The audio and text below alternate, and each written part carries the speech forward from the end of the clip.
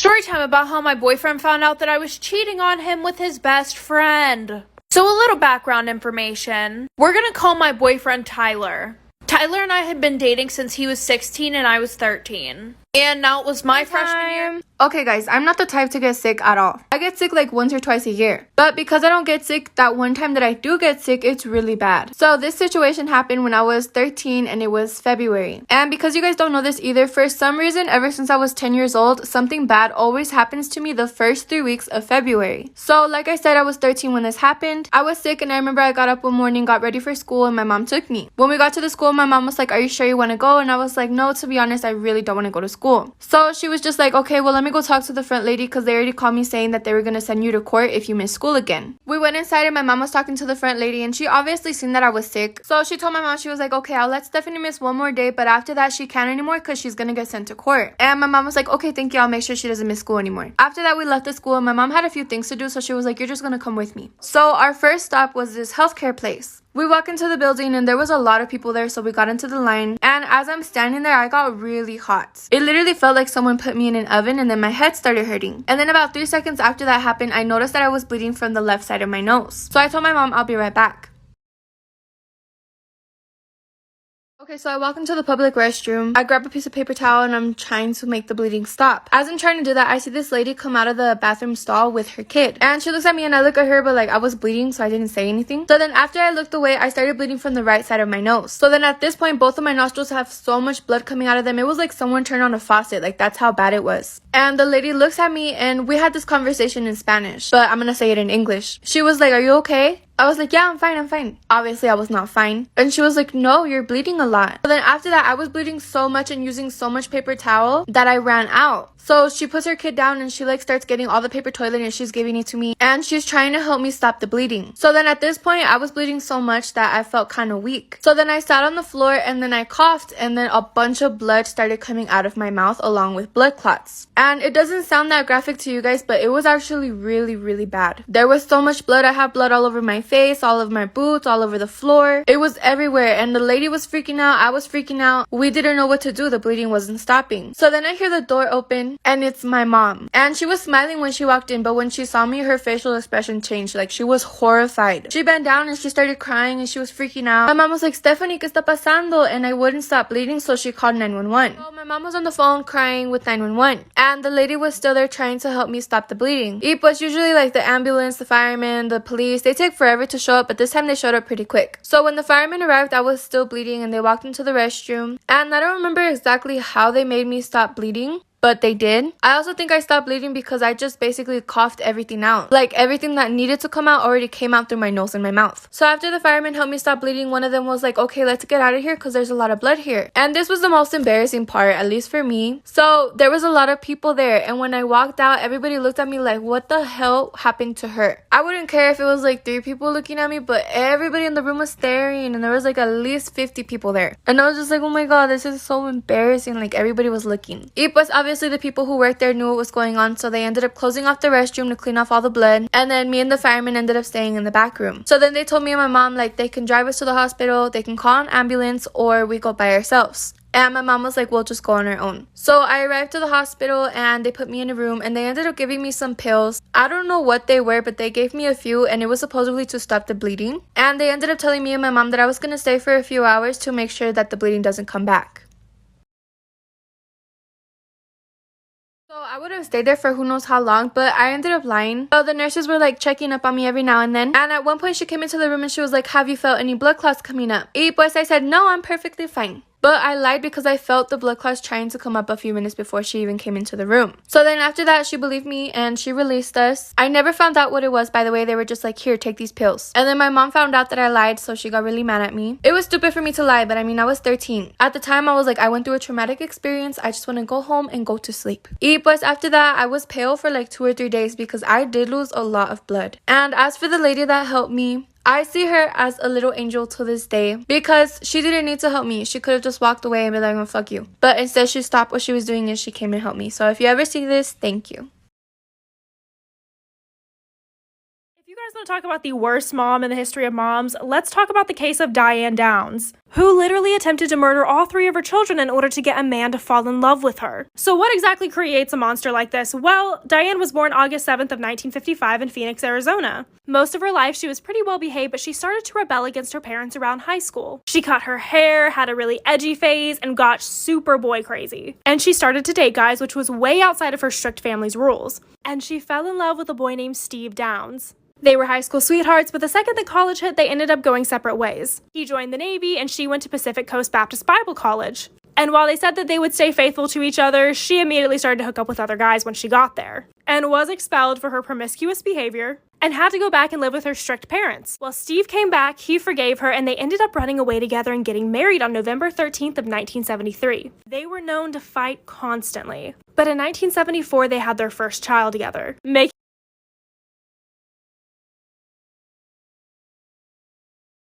Part 2 to the Diane Downs case. Well, the marriage between her and Steve was beyond rocky, and having their first daughter together, Christy, did not help that improve. And 6 months after she was born, Diane ended up leaving Christy with her dad so she could join the Navy, which only lasted 3 weeks because she had to leave for severe blisters. They had another kid in 1976 named Cheryl, and Steve had a vasectomy immediately after this, but then Diane was pregnant again. So I guess you can imagine how that happened. She did not go through with the pregnancy, but her and Steve stayed together. Later, they moved to Mesa, Arizona, got new jobs, and Diane was having affairs with all of her new coworkers. Got pregnant again, kept this one, and had a boy named Danny. Steve actually still decided to stay for the sake of the kids, and wanted to remain a father figure to Danny. But eventually they ended up getting divorced in 1980, and this is when things got significantly more unstable. Diane started to bounce from relationship to relationship, moving in and out with different men, and then decided to become a surrogate in order to make money, even though she didn't pass all the psychiatric exams. Terrifying. But everything changed when she met a man named Nick. Part 3 to the Diane Downs case. So this is when Diane met Robert Nickenbacker, who went by the name Nick. And she swore that this man was the love of her life. He had separated from his wife and describes the relationship as being intense and overwhelming. He eventually broke it off with her though because he didn't like kids. And this is when Diane became devastated and angry at her own children for getting in the way of her love. Her kids and her moved to Cottage Grove, Oregon, but still couldn't seem to forget Nick. She would obsessively write to him, and she really stopped paying attention to her kids' health. They often went hungry, went without coats in the cold. It was even said by a neighbor that Cheryl had mentioned that she was scared of her mom. Well, on Thursday, May 19th of 1983, everything went down. This story is from her perspective, by the way. They were coming home from a friend's house whenever Diane decided to take the kids on a scenic route. They did this often to explore. Hungry Like the Wolf started to play on the radio, and this is when she noticed a bushy-haired stranger signaling her over from the middle of the road. And at 10 p.m., with her kids asleep in the back of the car, she got out to talk to him, and he immediately demanded for her keys. Part 4 to the Diane Downs case. So immediately after this stranger demanded for her keys, they had some sort of a struggle, in which he shoots all 3 of her kids and then shoots her in the left arm. In order to distract him, she pretends to throw her keys in the bush, and then uses the keys that are actually in her hand to turn on the car and then drive wildly like a lunatic to the hospital. So she pulls up to this hospital with her kids in bad condition, and all of the medical professionals that were there that night were shocked by her reactions. Her daughter Cheryl ended up passing away, and Danny and Christy were literally clinging to life. And she showed no emotion at all. Not only had she wrapped her own gun wound and not her kids', but she was worried about her new car having blood on it. She seemed relieved that Cheryl was dead, and was shocked when she found out that Danny, her 3-year-old child, had been paralyzed. And she was only shocked because he wasn't hit in the heart. Christy had had a stroke, but she was still alive, so currently Diane was the only witness. And a lot of moms actually felt for her during this time, and were even scared to leave with this man on the loose. But the public opinion didn't last for long. Part 5 to the Diane Downs case. Even though the police were already suspicious of Diane, because she was the only witness, they had to rule out her story. So they got a composite sketch of the guy, and they ended up searching the whole area, where they only found some bullet casings. And her interviews during this time, if you guys have ever seen them, are so weird, definitely worth watching. This woman was eating up the attention so much, and she made the story into this whole overcoming thing where, like, she battled the patriarchy, ended up actually getting away from this man, like she's kind of the hero in the situation, but didn't show any emotion towards her kids. She went on the Oprah show and would crack jokes and have the crowd laughing. So the police ended up asking her to do a reenactment of this event. And it's truly one of the weirdest videos that you will ever see, because she seems like she's having fun. Any mom being put through this would have found this to be extremely traumatic to relive this event. Instead, she's having fun, smirking, checking herself out in the car mirror, ends up hitting her arm on the steering wheel and says, "That almost hurt as bad as when," and cuts herself off. And it seems like she was about to say, "as when I shot my..." Part 6 to the Diane Downs case. So after seeing this horrific reenactment, people just flat out are not believing her anymore, especially whenever she said this whole thing took place in like 5 to 10 seconds. And she did not take the criticism very well, literally stating, if I had shot my own children, wouldn't I have done a good job of it? She's literally gaslighting people who are letting her know that things aren't adding up. Back at the hospital, Christy is starting to improve a lot, but she's still nonverbal. Her mom ends up coming to visit her actually, and her heart spikes. So the police are starting to want to have her as a witness, and they immediately get her in with a therapist. They practice by her writing down the shooter on a piece of paper and her throwing it into a fire, until eventually she feels safe enough to give it to the therapist. And once she did, it said her mom. The police went to go check Diane's house, found bullet casings that matched those at the crime scene, and also found a diary with intros about Robert, and talking about how Robert doesn't want kids. So then the police had their motive. Which Oprah even brought up to her that the man was now afraid of her because he thought she had shot her own kids. She tried to change her story a few more times, but she ended up getting on Zoom. I wanted to go to sleep, honestly, because like when I'm tired, I go to sleep. I end up falling asleep, and then class ends and everyone starts leaving the class except me, because I was like in a whole other universe at this point. I was dreaming, I was flying. So when I was in elementary, my mom, sister, and I all lived with my dad in Hawaii.